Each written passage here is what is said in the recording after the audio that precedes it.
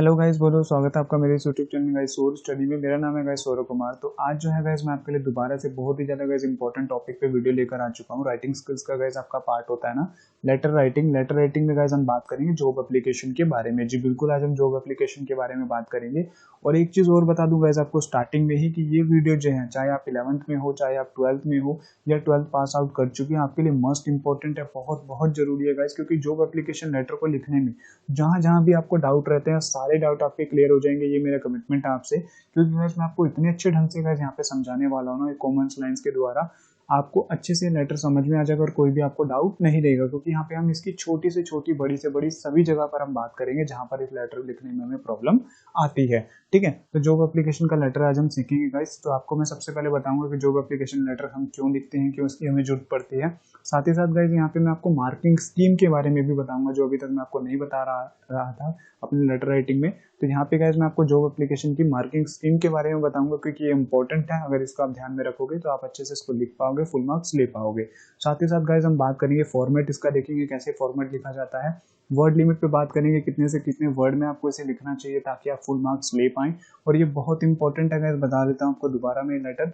ठीक है, कुछ कॉमन लाइंस दूंगा। जैसे हम बॉडी ऑफ द लेटर जब लिखते हैं तो 3 पैराग्राफ में बांट के हम इसको लिखते हैं, तो वहाँ पे कुछ कॉमन लाइनें क्या यूज हमें करनी चाहिए जिससे हमें कुछ एक अच्छा इंप्रेशन भी डाल पाएं और जल्दी से जल्दी हम इस लेटर को लिख पाएं। चाहे आपको गाइस इंग्लिश लिखने में प्रॉब्लम होती है थोड़ी बहुत, या आप ग्रामेटिकली अच्छा नहीं लिख पाते हैं, तो आपको मैं कॉमन लाइंस प्रोवाइड करूंगा। इसके जरिए जो आप एक अच्छा इंप्रेशन भी छोड़ के आओगे एग्जाम में, और साथ ही साथ आपको जो है फुल मार्क्स भी मिलेंगे। तो वीडियो को प्लीज आप एंड तक देखिएगा, कॉमन लाइन मैं आपको बताने वाला हूँ। और साथ ही गाइस मैं यहाँ पे एक एग्जांपल या क्वेश्चन भी दूंगा, जिसकी सहायता से गाइस आप प्रैक्टिस करके जो है आप अच्छे से इस पे पकड़ बना पाएंगे। तो सारी चीजें गाइस लेटर के बारे में हम बात करेंगे जहां जहां पर भी आपको डाउट रहता है। तो गाइस आपको अपने चैनल के बारे में बताना चाहूंगा। अगर अभी तक आपने गाइस इस चैनल को सब्सक्राइब नहीं करा है, सोर स्टडी चैनल को, तो प्लीज आप सब्सक्राइब कर लीजिएगा। क्योंकि गाइस आपको इस चैनल पे ना इंग्लिश की रिगार्डिंग अच्छी अच्छी वीडियो मिलती रहा करेगी।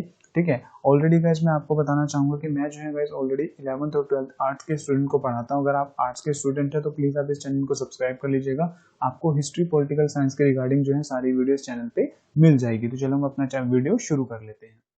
तो गाइस सबसे पहले मार्किंग स्कीम्स देखने से पहले सबसे पहले मैं आपको बता दूं कि हम जॉब एप्लीकेशन का लेटर क्यों लिखते हैं। तो गाइस जब भी आप किसी पोस्ट के लिए या किसी पद के लिए अप्लाई करते हैं, जैसे आप किसी टीचर पोस्ट के लिए अप्लाई कर रहे हैं किसी स्कूल में, या किसी कंपनी में आप सेल्स एग्जीक्यूटिव के लिए अप्लाई कर रहे हैं, मैनेजर के लिए अप्लाई कर रहे हैं, तो जब भी गाइस आप किसी पोस्ट के लिए किसी कंपनी में, किसी स्कूल में अप्लाई करते हैं, तो वहां पे जो है गाइस आपको जॉब एप्लीकेशन का लेटर लिखना पड़ता है। तो आप चाहे 12th पास आउट हो चुके हो तब भी गाइस आपको ये लेटर लिखना ही पड़ता है। तो प्लीज आप इसको एंड तक देखिएगा ताकि आपको एक भी डाउट ना रहे। तो ये तो बात थी हमारी जॉब एप्लीकेशन का लेटर हम क्यों लिखते हैं। अब बात कर लेते हैं मार्किंग स्कीम, कितने कितने पार्ट मार्क के अंदर ये डिवाइड होता है। तो सबसे पहले गाइस आता है हमारा फॉर्मेट। फॉर्मेट का गाइस 1 मार्क्स होता है और ये फ्री के मार्क्स होते हैं, क्योंकि फॉर्मेट आपको क्वेश्चन के अंदर ही गिवन होता है। जैसे फॉर्मेट में गाइस हमारा सेंडर का एड्रेस आता है, भेजने वाले का पता, डेट आती है, रिसीवर का एड्रेस आता है जिसको हम भेजते हैं, सैल्यूटेशन आता है, सर, डियर, मैडम आता है इसमें, सब्जेक्ट हम लिखते हैं और कॉम्प्लीमेंट्री क्लोजिंग हम करते हैं, thanking yours truly, thanking your faithfully.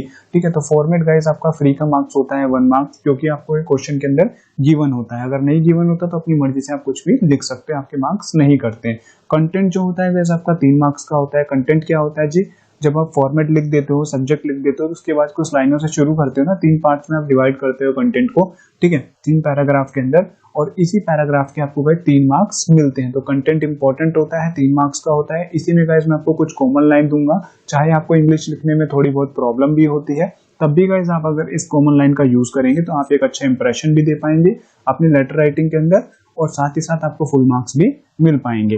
और आपके एक्सप्रेशन के गाइस 2 मार्क्स होते हैं। एक्सप्रेशन क्या होता है, आपकी ग्रामेटिकल एक्यूरेसी कैसी है, आप वर्ड कैसे लिखते हैं, स्पेलिंग आप अच्छे से लिख रहे हैं नहीं लिख रहे। ठीक है, कोहेरेंस एंड रिलेवेशन ऑफ आइडिया एंड स्टाइल, इसका मतलब होता है कि आपको जो टॉपिक दिया गया है उसके आप इर्द गिर्द लिख रहे हैं नहीं लिख रहे हैं, उससे बाहर तो नहीं जाके लिख रहे हैं। Coherence and relevance of idea का मतलब ये होता है। ठीक है, तो एक्सप्रेशन के गाइस 2 मार्क्स होते हैं। एक्सप्रेशन जो होता है गाइस बता दूं किसी भी लेटर राइटिंग में मोस्ट इंपॉर्टेंट होता है, क्योंकि अगर आपका किसी भी लेटर राइटिंग में एक्सप्रेशन अच्छा है तो आप इजिली जो है अच्छे मार्क्स अचीव कर पाओगे। और मेरा ये वादा है गाइस आपसे, आप इस वीडियो को देखने के बाद जो हमेशा फुल मार्क्स ही लेकर आओगे, क्योंकि यहाँ पे मैं आपको फॉर्मेट भी अच्छे से बताऊंगा, फॉर्मेट कैसे आपको पकड़ना होता है जहाँ पे आपके एक भी मार्क्स ना कटे, और कंटेंट पे भी आपको कॉमन लाइनें दूंगा जहाँ पर आप फुल मार्क्स ले पाओगे 3 के 3। एक्सप्रेशन भी आपको उसमें मिल जाएगा। ठीक है। टोटली कितने मार्क्स का आता है, तो 6 मार्क्स का आता है। तो अब एक एक करके गाइस हम अपना सबसे पहले फॉर्मेट देखते हैं, फिर हम आगे बात करेंगे। तो गाइस जैसे कि आप देख सकते हैं, सबसे पहले मैंने यहाँ पे फॉर्मेट ही लिखा हुआ है जॉब एप्लीकेशन का, आप देख सकते हैं। तो सबसे पहले फॉर्मेट में गाइस हमारा आता है सेंटर का एड्रेस। सेंटर का एड्रेस कुछ इस तरीके से 1 या 2 लाइन के अंदर आपको लिखना होता है। ये क्वेश्चन में गिवन होता है, जैसे A2 पश्चिम विहार न्यू दिल्ली 41। अगर क्वेश्चन में नहीं गिवन है गाइस, आपको बता देता हूँ, कई बार जो आपका सेंटर का एड्रेस गिवन नहीं होता, ठीक है, जैसे लिख दिया जाता है UR रमन और राखी, सिर्फ इतना लिख दिया जाता है। आप ऐसे अगर आता है तो आप अपनी मर्जी से सेंटर का एड्रेस लिख सकते हैं, आपको छोड़ के नहीं आना एग्जाम में। बहुत सारे दोस्त क्या करते हैं, अगर उनको क्वेश्चन में गिवन नहीं मिलता ना सेंटर का एड्रेस, तो आपको वो नहीं छोड़ना, आपको ये लिख के आना है, आपके मार्क्स नहीं कटेंगे, अपनी मर्जी से आप कुछ भी लिख सकते हो। सेंटर का एड्रेस लिखने की जस्ट बाद गाइस आपको एक लाइन छोड़नी होती है, जैसे यहाँ पे स्पेस आपको दिख रहा होगा। डेट आपको कुछ इस तरीके से लिखनी होती है, और चाहो तो आप इस तरीके से भी डेट लिख सकते हो, जहाँ पे मंथ पहले आ जाता है जनवरी 27, ठीक है, फिर कोमा लगा के 2020, इस तरीके से भी आप डेट लिख सकते हो। तो 2 स्टाइल हैं गाइस डेट लिखने के, इस तरीके से आप डेट लिख सकते हो।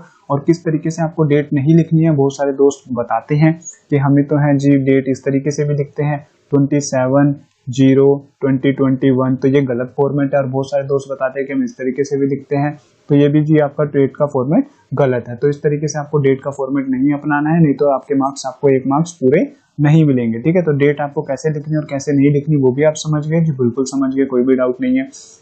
एक लाइन जस्ट आप छोड़ोगे डेट के बाद, फिर आप लिखोगे रिसीवर का एड्रेस। रिसीवर के एड्रेस में द मैनेजर, अगर आप किसी कंपनी को लिख रहे हो तो डायरेक्टर भी डाल सकते हो, ठीक है। जैसे मान के चलो आप किसी सेल्स एग्जीक्यूटिव में अप्लाई कर रहे हो तो मैनेजर डाल सकते हो, HR डाल सकते हो, या आप किसी स्कूल में अप्लाई कर रहे हो तो द प्रिंसिपल आप यहाँ पे डालोगे। समझ में आ गया? जब भी आप किसी टीचर के लिए अप्लाई करोगे तो यहाँ पे द प्रिंसिपल आ जाएगा, ठीक है। और उसके बाद आप उसका एड्रेस डालोगे जहाँ पर वो स्कूल सिचुएटेड है, जिस स्कूल में आप अप्लाई कर रहे हो, जिस कंपनी में आप अप्लाई कर रहे हो। जैसे SVG मीडिया में मैं अप्लाई कर रहा हूँ, ठीक है, वो कहाँ पर है, जो न्यू दिल्ली 1148 में पड़ता है वो, ठीक है। कंपनी का नाम आप डालोगे। तो आपको सबसे पहले पोस्ट डालनी पड़ती है रिसीवर के एड्रेस में कि आप किसको लिख रहे हो। अगर आप टीचर के पद के लिए अप्लाई कर रहे हो तो यहाँ पे आप प्रिंसिपल डाल देते हो मेनली, ठीक है। अदरवाइज अगर आप किसी कंपनी में अप्लाई कर रहे हो तो मैनेजर, HR या डायरेक्टर भी आप डाल सकते हो। तो रिसीवर के एड्रेस में सबसे पहले आपको पोस्ट का ध्यान रखना है, ठीक है। तो पोस्ट क्या आएगी, उसके जस्ट एक लाइन छोड़ने के बाद गाइस आप लिखते हैं डियर मैडम या सर। ये क्या होता है, ये सैल्यूटेशन होता है। अच्छा जी, ये सैल्यूटेशन होता है जी, बिल्कुल। आज आपको समझ में आ गया होगा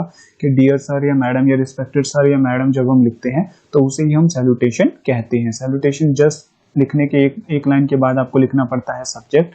सब्जेक्ट में गाइस चाहो तो आप अंडरलाइन कर सकते हो, चाहो तो आप अंडरलाइन ना करो, कोई इशू नहीं है। सब्जेक्ट आपको कुछ जो है आपको एक लाइन के अंदर ही लिखने का प्रयास करना होता है। इस तरीके से आप लिख सकते हैं कि application for the post of, या application for the post of sales executive, application for the post of manager, ठीक है, application for the post of pol science teacher. इस तरीके से गाइस आपको जो अपना सब्जेक्ट लिखना होता है और एक लाइन के अंदर ही आप उसे लिखने का प्रयास करें, ठीक है। और आपको एक लाइन से ज्यादा उसे नहीं लिखना है, और चाहो तो उसके नीचे आप अंडरलाइन भी कर सकते हो। यहाँ से समझ में आ गया जी, बिल्कुल समझ में आ गया, कोई डाउट नहीं है। अब बात कर लेते हैं कि सब्जेक्ट के बाद शुरू हो जाता है हमारा body of the content. Body of the content guys हमारा 3 पैराग्राफ में डिवाइडेड होता है। फर्स्ट में आप बताते हो पैराग्राफ में कि आपने जो पोस्ट के बारे में देखा है वो कहाँ से देखा है, ठीक है, कब आपने देखा था। सेकंड पैराग्राफ में गाइस आप बताते हो थोड़ा सा अपने बारे में। थर्ड पैराग्राफ में आप इंटरव्यू के बारे में बताते हो कि मेरा इंटरव्यू जो है इस टाइम पे हो जाए या इस टाइम पे होना चाहिए। इस तरीके से आप 3 पैराग्राफ में आप इसको बांटते हो, और आपको 3 पैराग्राफ यहाँ पे लिखने ही होते हैं, ठीक है। बॉडी ऑफ द लेटर में गाइस कितने पैराग्राफ आते हैं, 3 पैराग्राफ आते हैं। फर्स्ट पैराग्राफ की स्टार्टिंग आपको कुछ इस तरीके से करनी होती है। मैंने स्पेस दे रखा है, ये आपका पहला पैराग्राफ है, ये दूसरा पैराग्राफ है, और ये आपका तीसरा पैराग्राफ है, ठीक है। तो ये आपको यहाँ पे ध्यान रखना है।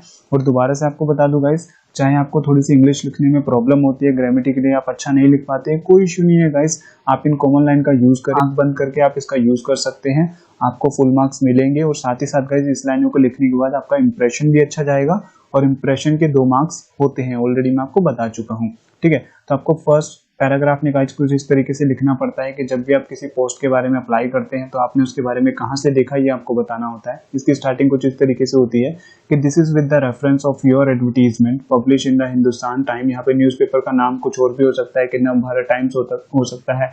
डेटेड यानी कि कितनी तारीख को वो एडवर्टीजमेंट में पब्लिश हुई थी पोस्ट, ठीक है। फॉर दी पोस्ट ऑफ, यहाँ पे फिर जिस पोस्ट के लिए आप अप्लाई करोगे ना, जैसे applying for pole science teacher, applying for manager, ठीक है, वो पोस्ट आपको यहाँ पे भी फिल करनी होती है। ये आप लिखोगे कि आपकी जो एडवर्टाइजमेंट हिंदुस्तान टाइम्स में इतनी तारीख को पब्लिश हुई थी, उसी के परिप्रेक्ष्य में जो है मैं इस पोस्ट के लिए अप्लाई कर रहा हूँ। I would like to apply for this post and I am fluent in English, मैं जो है फ्लुएंट हूँ इंग्लिश में भी, ठीक है। वेल ऑक्यूपाइड, सेकंड पैराग्राफ यहाँ से शुरू हो गया आपका, well being well occupied for this post. इसका मतलब क्या है मैं आपको बताता हूँ। इसका मतलब ये है कि जो भी इस पोस्ट के लिए रिक्वायर्ड क्वालिफिकेशन और एक्सपीरियंस चाहिए, मैं उस सभी के लिए जो है योग्य हूँ, मेरे पास वो सारी चीज़ें हैं। या तो आप ऐसे भी लिख सकते हो, I have required all the qualification degrees and experience also. ये लाइन चाहो तो आप ऐसे भी लिख सकते हो। अगर आप ये लिखोगे तो कुछ अच्छा इंप्रेशन जाएगा, ठीक है।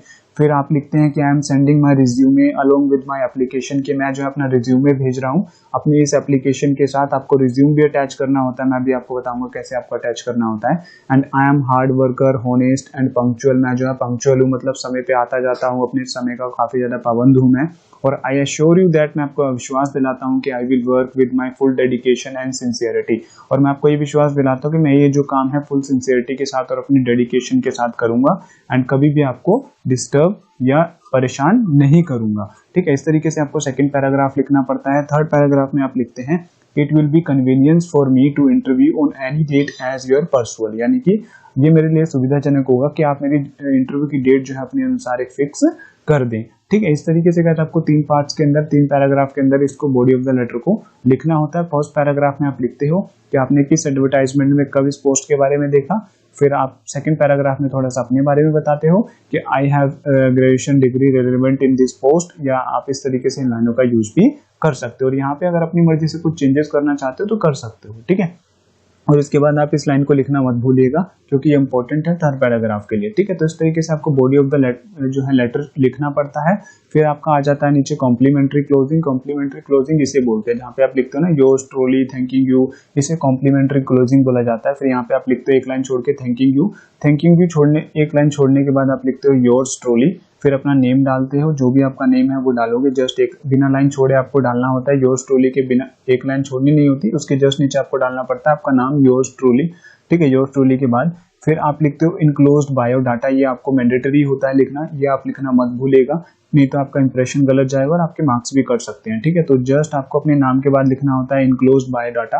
तो ये होता है सिंपल आपका फॉर्मेट, ठीक है। तो मैंने आपको फॉर्मेट बताया कि कैसे आपका सेंडर का एड्रेस आता है, फिर डेट आती है एक लाइन छोड़ के, फिर रिसीवर का एड्रेस आता है, रिसीवर के एड्रेस में पोस्ट का ध्यान रखना पड़ता है आपको, सैल्यूटेशन आती है, सब्जेक्ट आता है, फिर body of the letter 3 paragraph में बढ़ जाता है, और उसके बाद कॉम्प्लीमेंट्री क्लोजिंग आता है। कॉम्प्लीमेंट्री क्लोजिंग में आपको एक चीज ध्यान रखनी है कि आपको लिखना है इनक्लोज्ड बायोडाटा, यानी कि यहाँ पे आपको पर्सनल डिटेल देनी पड़ती है, बायोडाटा कह लीजिए, रिज्यूमे कह लीजिए या सीवी कह लीजिए, वो यहाँ पे आपको लिखना पड़ता है। अब ये सीवी कैसे लिखते हैं, ये बहुत इंपॉर्टेंट पार्ट होता है, बहुत सारे दोस्त इसमें गलती करते हैं, तो ये मैं आपको बहुत अच्छे तरीके से बताने वाला हूँ। यहाँ पे सबसे पहले आप इनक्लोज बायोडाटा लिखेंगे। इनक्लोज बायोडाटा छोड़ने के एक लाइन छोड़ने के जस्ट बाद गाइस यहाँ पे आपको लिखना है आपका बायोडाटा। इस तरीके से आप लिखते हो बायोडाटा। बायोडाटा लिखने के बाद गाइस आपको अपनी पर्सनल डिटेल लिखनी होती है बायोडाटा के अंदर, जैसे आप अपना नाम बताओगे, अपने फादर का नाम बताओगे, आप अपनी डेट ऑफ बर्थ बताओगे, मैरिटल स्टेटस बताओगे, अपना एड्रेस बताओगे, आपकी जो लैंग्वेज आप जानते हो, हिंदी, इंग्लिश, फ्रेंच, स्पेनिश, जो भी आप जानते हो वो यहाँ पे आप लिखोगे। वर्क एक्सपीरियंस, कितने साल का एक्सपीरियंस है जिस भी पोस्ट के लिए आप अप्लाई कर रहे हो, जैसे सेल्स एग्जीक्यूटिव के लिए अप्लाई कर रहे हो तो 1 साल का एक्सपीरियंस है, 2 साल का एक्सपीरियंस है, वो आप बताते हो। नेशनैलिटी में गाइस आप बताते हो कि आप इंडियन हो या किस या रशिया के हो या कहाँ के हो, वो आपको बताना होता है। रेफरेंस में आप बताते हो कि आपको जो है इस पोस्ट के बारे में किसने बताया था, किसके रेफरेंस से आप यहाँ पर आए हो, किसके जरिए आप यहाँ पे आए हो। रेफरेंस का मतलब ये होता है, जैसे मान के चलो आप किसी पोस्ट के लिए अप्लाई करने गए, मैंने आपको उस पोस्ट के बारे में बताया कि वहाँ पर इस पोस्ट के लिए जो है रिक्वायरमेंट हायरिंग चल रही है, तो आप उस पोस्ट के लिए अप्लाई करने चले गए, तो आप क्या, मैं क्या हूँ, आपका रेफरेंस हूँ, ठीक है। तो रेफरेंस वो होता है जिसके जरिए आप उस पोस्ट के लिए अप्लाई करने जाते हो। फिर आपको लिखना पड़ता है क्वालिफिकेशन। और एक चीज यहाँ पे आप और इम्पोर्टेंट समझ लीजिए गाइस, ये जो आपको डिटेल लिखनी है ना, मैंने काफी ही सीक्वेंस में लिखी है, चाहो तो आप इसको ऊपर नीचे कर सकते हो, लेकिन मैंने गाइस कुछ सीक्वेंस में लिखी है, तो आप इसको इस तरीके से ही लिखने का प्रयास करना कि नेम, फिर फादर नेम, फिर डेट ऑफ बर्थ, फिर मैरिटल स्टेटस, फिर आप एड्रेस, फिर चाहो तो आप इनको ऊपर नीचे कर सकते हो, लेकिन इनको ऊपर नीचे मत करना क्योंकि मैंने कुछ सीक्वेंस में लिखी है। और यहाँ पर आपको इस तरीके से डॉट डॉट डालने पड़ते हैं, और ये एक ही लाइन में, सीधी लाइन में होने चाहिए गाइस। ऐसा नहीं है कि आप एक यहाँ डाल रहे हो, एक यहाँ डाल रहे हो, एक यहाँ डाल रहे हो, एक यहाँ डाल रहे हो, नहीं, इससे आपका मार्क्स कट जाएगा। जैसे मैंने यहाँ पे ये बिंदु बिंदु से डाले हुए हैं, ठीक है, डॉट डॉट से, यही आपको यहाँ पे इस तरीके से ही डालने हैं। और यहाँ पे आपको इसके अगली साइड जो अपना नाम लिखना है, फिर फादर नेम लिखना है, फिर डेट ऑफ बर्थ, फिर मैरिटल स्टेटस। इस तरीके से यहाँ पे आपको इस वाले सेक्शन में अपनी पर्सनल डिटेल बतानी होती है। ठीक है, तो बायोडाटा में यहाँ से आप समझ गए। अब बात कर लेते हैं क्वालिफिकेशन में आपको एक बॉक्स बनाना पड़ता है। जी बिल्कुल, आप एक बॉक्स बनाते हैं। सोच रहे होंगे यार कितना बड़ा लेटर है ये तो। जी बिल्कुल बड़ा तो है, लेकिन आपका ये बहुत इंपॉर्टेंट लेटर है गाइस, और ये बहुत बार 11th-12th में आता ही आता है, चाहे आपका ऑप्शनल में हो चाहे कैसे भी हो, ये आता ही आता है। तो आपको इसको अच्छे से समझ लेना है। ठीक है, यहाँ पे गाइस आप एक बॉक्स बनाते हैं। बॉक्स में सबसे पहले आप सीजन नंबर लिखते हैं, सीरियल नंबर लिखते हैं। सीरियल नंबर में 1 2 3 4 जो भी आपकी क्वालिफिकेशन है वो आप डालेंगे। आपको फिर एग्जाम पास लिखना होता है, कौन कौन सा एग्जाम आप दे चुके हैं, पास हो चुके हैं। फिर बोर्ड या यूनिवर्सिटी आप लिखते हैं, फिर ईयर लिखते हैं। आपको फिर टोटल मार्क्स लिखना होता है, फिर ऑब्टेन, ओबीटी का मतलब है ऑब्टेन या अचीव्ड मार्क्स। ठीक है, ऑब्टेन का मतलब होता है प्राप्त किए हुए, प्राप्तांक। ठीक है, फिर परसेंटेज आप प्रतिशत लिखते हैं। और ये टेबल आपको इस तरीके से ही बनाना है, इसको आप दिमाग में बिठा लीजिएगा, इसके ऊपर प्रैक्टिस कर लेना। आपको ये टेबल कुछ इस तरीके से ही बनाना है, इसमें छेड़छाड़ मत करना आप। ठीक है, क्योंकि ये इंपॉर्टेंट है। और गाइस इसी तरीके से आपको ये टेबल बनाना है। जैसे एग्जाम पास में आपने कौन कौन सी क्लास पास कर चुके हैं, 10th आपने पास करी, कहाँ से पास करी, सीबीएसई बोर्ड से पास करी। 12th आपने पास करी, कहाँ से पास करी, सीबीएसई बोर्ड से करी। कब पास करी, 2019 में। ठीक है, 2017 डालना सॉरी यहाँ पे। ठीक है, और 12th आपने कब पास करी, 2019 में पास करी। फिर आपने बीए पास करी, कहाँ से करी, दिल्ली यूनिवर्सिटी से पास करी। ये कब आपने पास करी, 2021 में पास करी। ईयर में आप ये बताओगे। टोटल मार्क्स यानी कि कितने मार्क्स की थी आपकी 10th क्लास, 500 मार्क्स की थी। 500 मार्क्स में से आपने कितने अचीव करे, 400 मार्क्स करे। फिर 12th कितने की थी, ये भी 500 की थी, इसमें से आपने कितने करे, 480 मार्क्स अचीव्ड करे। ठीक है, और आपकी जो बीए थी वो कितनी मार्क्स की थी, 600 मार्क्स की थी, उसमें से आपने कितने मार्क्स अचीव करे, 520 मार्क्स अचीव करे। फिर यहाँ पे आप अपनी मर्जी से परसेंटेज लिख सकते हो। इनमें आप अपनी मर्जी से कुछ भी डाल देना। अब ये मत रट लेना जो मैंने आपको बताया है कि 10th आपने अब इतने टाइम में पास करी, इतने मार्क्स आए, ये आप अपनी मर्जी से डाल सकते हो। ठीक है, अपनी मर्जी से, इसके आपका कोई भी नंबर नहीं कटते हैं। बाकी जो मैंने आपको ये बताया ऊपर का लाइनें, ये वाली लाइनें आपको एज इट इज ही लिखनी है। सीरियल नंबर, एग्जाम पास, university board, year, total marks और अचीव्ड मार्क्स और परसेंटेज। इसमें आप अपनी मर्जी से कुछ भी चेंजेस कर सकते हो, लेकिन ध्यान रहे थोड़ा सा यहाँ पे आप दिमाग लगा के ही इसको चेंज कीजिएगा। ठीक है, तो आई बिलीव यहाँ से आपको अच्छे से समझ भी आ गया होगा। यही है गाइस हमारे जॉब एप्लीकेशन का लेटर। यहाँ से एक बार आप और ध्यान से समझ लीजिए कि इनक्लोज बायोडाटा के बाद आपको यहाँ पर लिखना पड़ता है बायोडाटा। फिर यहाँ पे आपको अपनी पर्सनल डिटेल डालनी पड़ती है, और ये लाइन आपकी एक सीधी रेखा में होनी चाहिए। ठीक है, उल्टी सीधी नहीं होनी चाहिए, नहीं तो आपके मार्क्स यहाँ पे कट जाएंगे। और इसके जस्ट बाद गाइस आपको एक टेबल बनाना पड़ता है। टेबल में आप कुछ इस तरीके से लिखते हैं अपनी क्वालिफिकेशन के बारे में, और फिर ये आपका लेटर खत्म हो जाता है। तो आई बिलीव यहाँ से आपको पढ़ के इसे देखकर जो है कोई भी डाउट नहीं रहा होगा। जहाँ पे डेट में दोस्तों को डाउट रहता था कि डेट ऐसे भी लिख सकते हैं, ऐसे भी नहीं लिख सकते, तो आपको मैंने बता दिया किस तरीके से डेट लिखनी है, किस तरीके से डेट नहीं लिखनी है। साथ ही साथ आपको टेबल में ये चीजें ध्यान रखनी है, इसमें कुछ भी छेड़छाड़ आपको नहीं करनी है। ये आपका एज इट इज ही आपको रखना है। और आपको बायोडाटा में मैंने बता दिया किस तरीके से बायोडाटा आपको लिखना है। तो इन चीजों का आप प्लीज ध्यान रखिए। कॉमन लाइंस मैंने आपको बता दिया इस बॉडी ऑफ द लेटर में किस तरीके से आपको कॉमन लाइन से 3 पैराग्राफ लिखने हैं। आप उसी का यूज कर सकते हैं गाइस, आंख बंद करके आपको फुल मार्क्स मिल जाएंगे, बिलीव ऑन मी। ठीक है, चाहे आपको इंग्लिश लिखने में थोड़ी सी प्रॉब्लम होती है, बट फिर भी आप उस कॉमन लाइनों का गाइस यूज करें, आपको फुल मार्क्स मिल जाएंगे। ठीक है, क्योंकि एक एक मार्क्स इंपॉर्टेंट होते हैं, तो प्लीज आप उस चीज का ध्यान रखिएगा। वर्ड लिमिट की बात कर लें यहाँ पे, तो 120 से लेकर गाइस 150 वर्ड के अंदर आपको ये लेटर लिखना पड़ता है। और जो मैंने गाइस आपको लिख कर दिया है ये इतना सफिशिएंट है। पूरे 6 मार्क्स आपको इससे मिल जाएंगे। इसमें ग्रामेटिकली भी चीजें अच्छी हैं और एक्सप्रेशन भी आपका काफी अच्छा है। अब बात कर लेते हैं, आपको एक मैं क्वेश्चन दे देता हूँ गाइस, तो क्वेश्चन आप देख लीजिए। तो ये है गाइस आपका वो क्वेश्चन आप देख सकते हैं कि you are Raman and Rakhi of A2 Paschim Vihar new Delhi 1141। You have seen an advertisement in the Hindustan Times for the post of pol science teacher in Sunshine Public School situated in Gurgaon. यानी कि आप जो है रमन और राखी, आप कहाँ पे रहते हैं, A2 पश्चिम बिहार न्यू दिल्ली में आप रहते हैं। आपने एडवर्टीजमेंट में किस पोस्ट के बारे में देखा, पोल साइंस टीचर की पोस्ट के बारे में देखा, जो कहाँ पर हायरिंग चल रही है उसके लिए, वो चल रही है सनशाइन पब्लिक स्कूल में। उसकी रिक्वायरमेंट है एक पोल साइंस टीचर की, जो कहाँ पर सिचुएटेड है, गुरुग्राम में। आप देख सकते हैं मैंने जो है प्रॉपर एड्रेस नहीं लिखा है, जैसे आपका प्रॉपर एड्रेस ये है ना, तो मैंने आपको बताया कि सेंडर का एड्रेस रिसीवर के एड्रेस में गाइस कभी कभी गिवन नहीं होता, तो आप अपनी मर्जी से लिख देना, मार्क्स आपको नहीं कटेंगे। ठीक है, और right an application in 120 to 150 words with complete your CV। और आपको अपना बायोडाटा रिज्यूमे अटैच करना पड़ता है, अदरवाइज आपको फुल मार्क्स नहीं मिलेंगे। तो कभी भी जॉब एप्लीकेशन में गाइस अपना पर्सनल डिटेल बायोडाटा लिखना ना भूलें। आई बिलीव आपको इस वीडियो को देखने के बाद गाइस कोई भी डाउट नहीं रहा होगा। और ये वीडियो थोड़ी सी लंबी है, उसके लिए सॉरी गाइस, बट आपकी हर डाउट को ये दूर कर देगी वीडियो। तो अभी तक गाइज आपने इस चैनल को सब्सक्राइब नहीं करा होगा तो गाइज प्लीज सब्सक्राइब कर लेना, ताकि आपको इस तरीके की इंटरेस्टिंग वीडियो मिलती रहे। कहीं पे भी डाउट होगा बेझिझक पूछ लेना, ठीक है। जहां जहां पे मैंने आपको सलाह दी है उस चीजों को ध्यान में रखना। हम मिलेंगे गाइज अपनी नेक्स्ट वीडियो के अंदर, तब तक के लिए guys thank you for watching my video.